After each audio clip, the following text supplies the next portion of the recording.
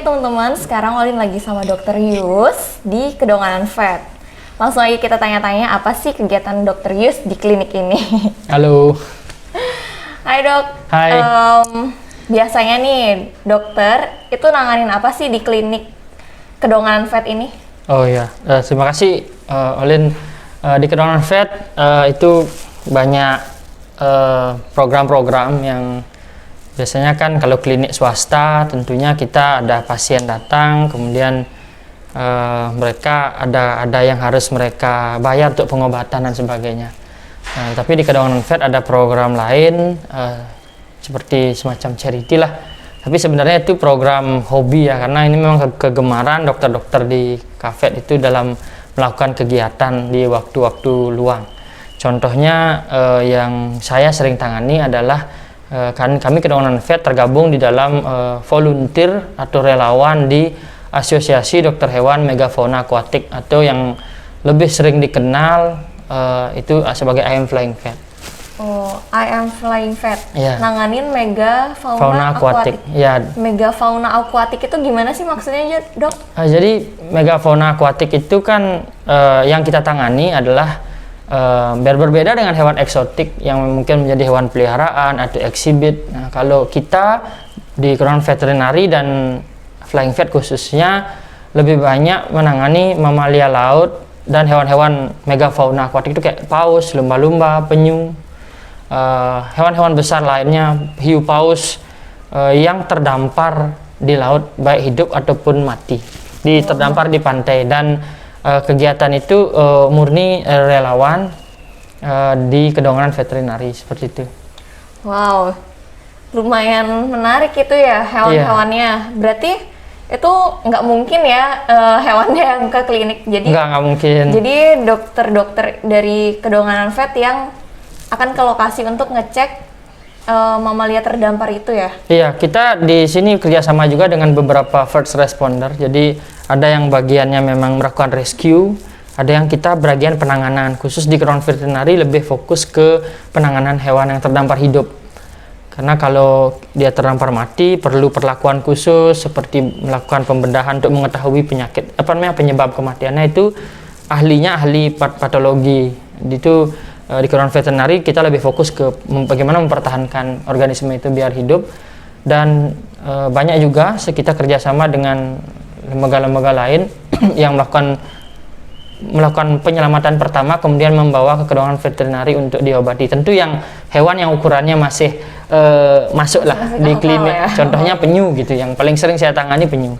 Oh ya. Penyu, berarti masih sering banget ya ada penyu terdampar kayak gitu, dok?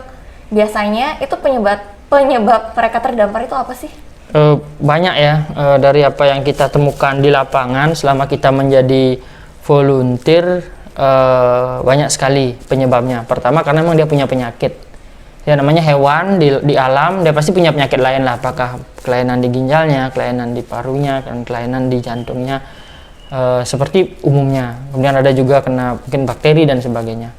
Cuman yang lagi hit sekarang ini, yang fakta yang kita alami ya memang karena banyak sih sampah ya, polutan dan juga sampah, terutama sampah plastik non organik lah, baik yang termakan ataupun terlilit sehingga menyebabkan dia tidak bisa berenang dengan baik, dan kemudian menyebabkan dia bahkan mengalami gangguan parah di saluran pencernaan hingga bisa mati.